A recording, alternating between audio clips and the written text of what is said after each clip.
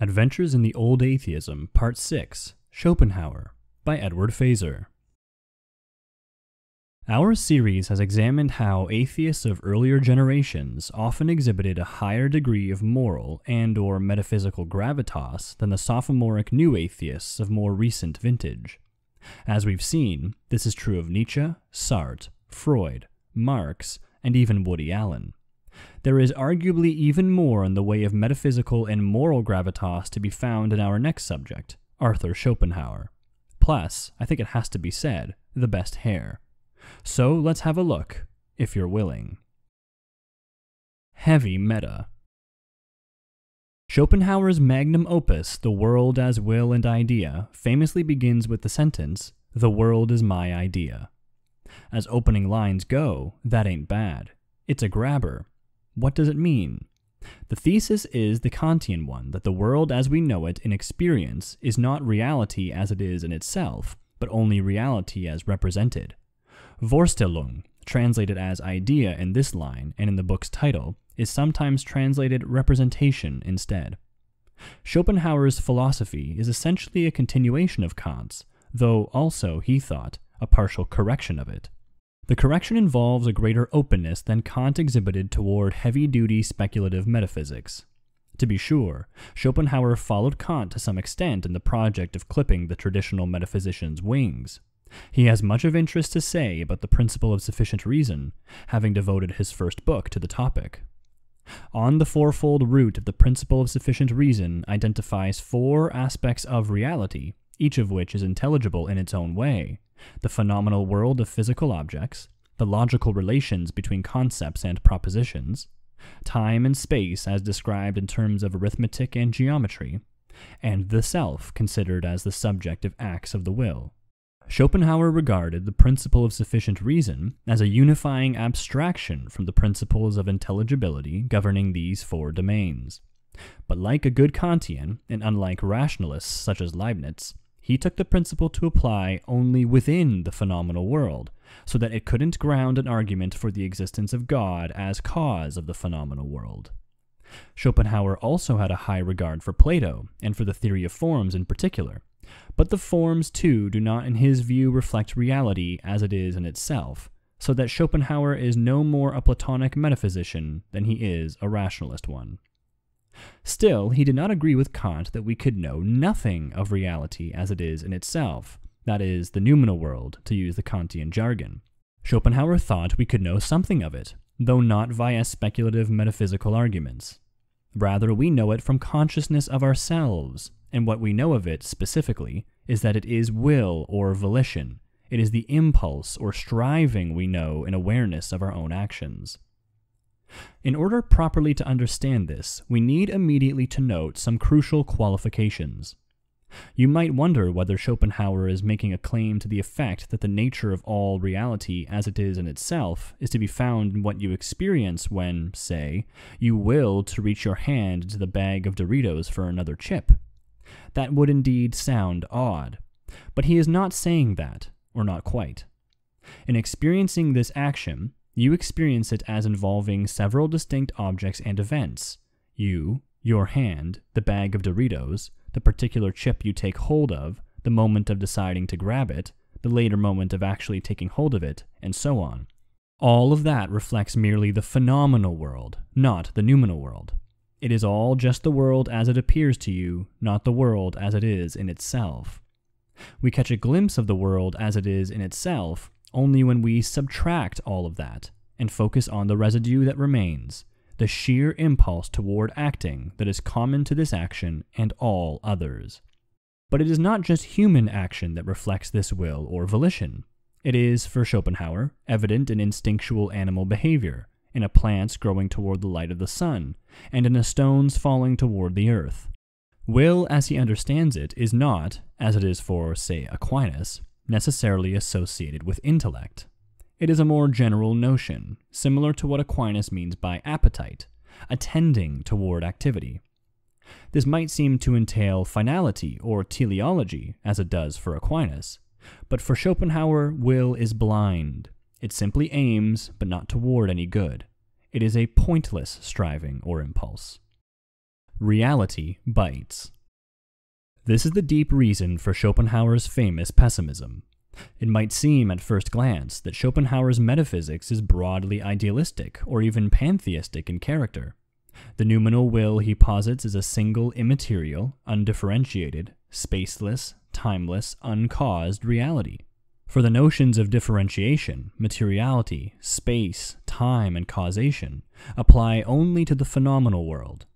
That might make the noumenal world seem godlike, especially given that will suggests, at first hearing, a mind-like reality.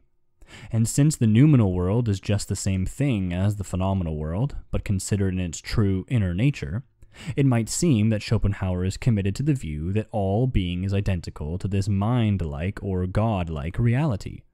But again, will, as Schopenhauer understands it, is not associated with intellect, and it does not aim at the good, or indeed at anything.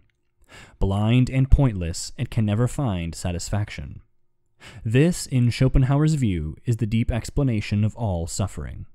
Suffering is the inevitable manifestation of the pointlessness of the blind will or aimless striving that underlies all reality.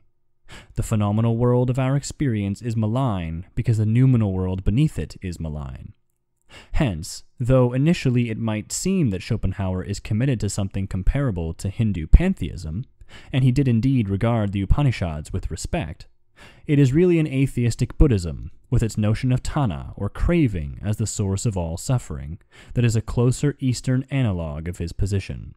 There is in Schopenhauer's atheism, then, no cheap attribution of human unhappiness to religion, or to ignorance of science, or to bad political structures, the usual scapegoats posited by modern secularists. The source of unhappiness goes much deeper than all of that, and would simply reappear in other forms however secularized we become, however much knowledge we acquire, and however we reform our institutions. Indeed, Schopenhauer had some respect for religions like Christianity, Hinduism, and Buddhism, insofar as they recognized suffering to be simply part of the human condition and tried to mitigate it.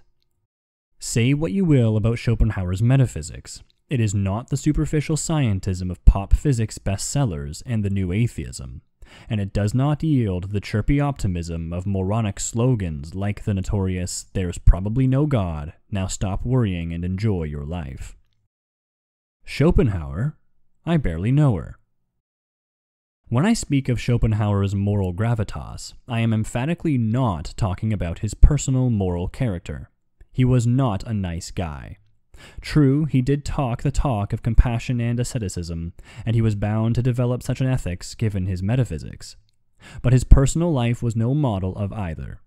Ascetic self-denial was hardly on display in his self-promoting attempt to draw students away from Hegel at the University of Berlin by scheduling his lectures at the same time as those given by the then far more famous philosopher. The result was famously disastrous for Schopenhauer.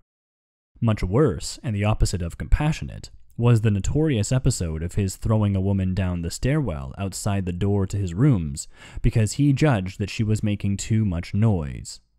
She was seriously injured, and he had to pay her compensation for the rest of her life.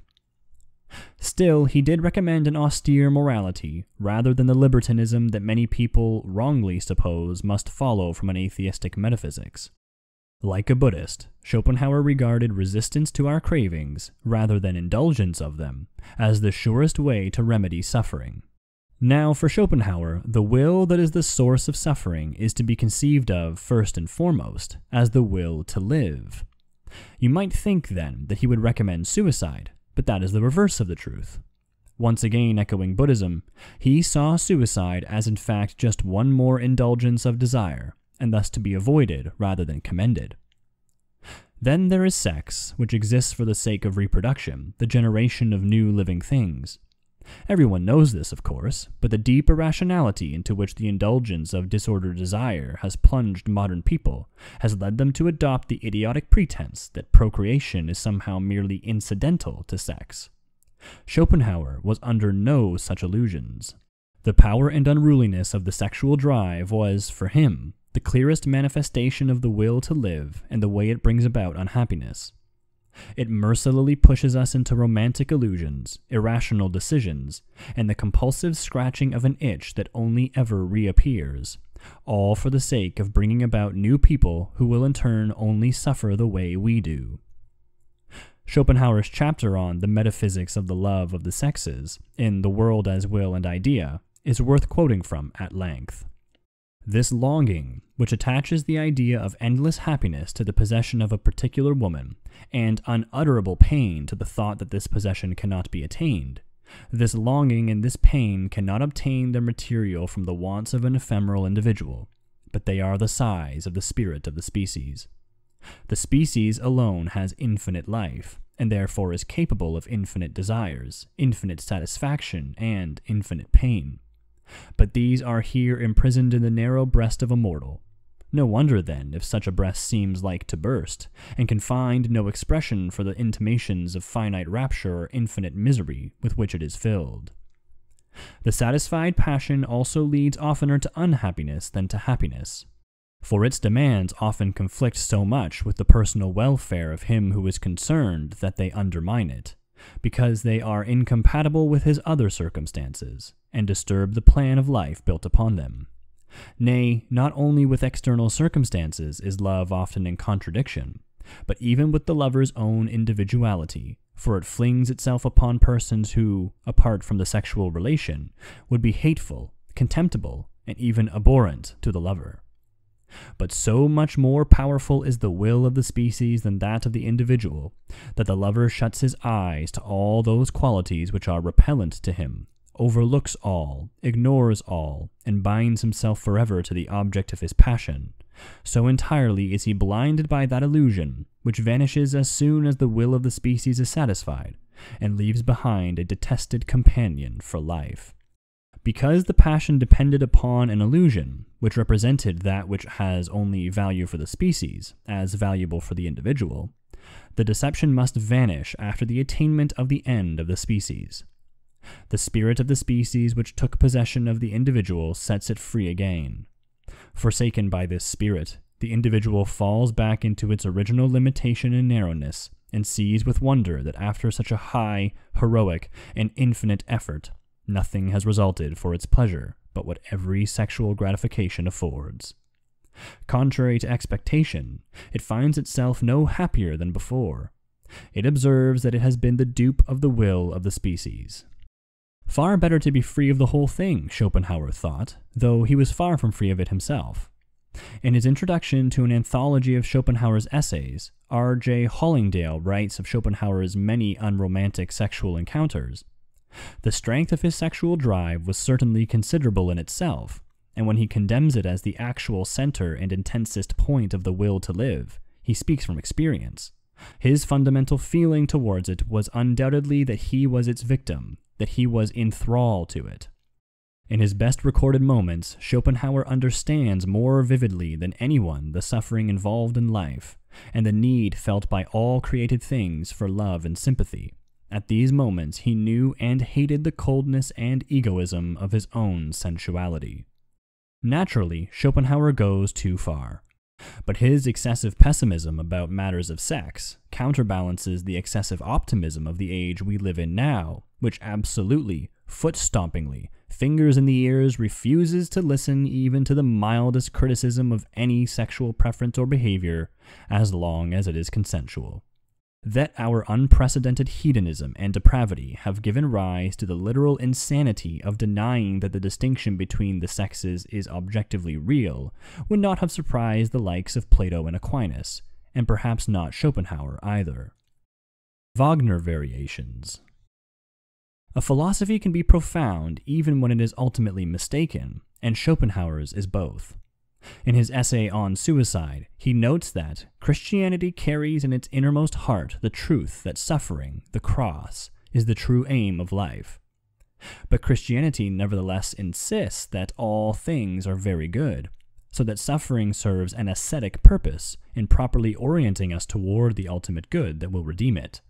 Schopenhauer shares Christianity's view that suffering is central to human existence and ought to be faced ascetically, but he rejects the thesis that all things are very good.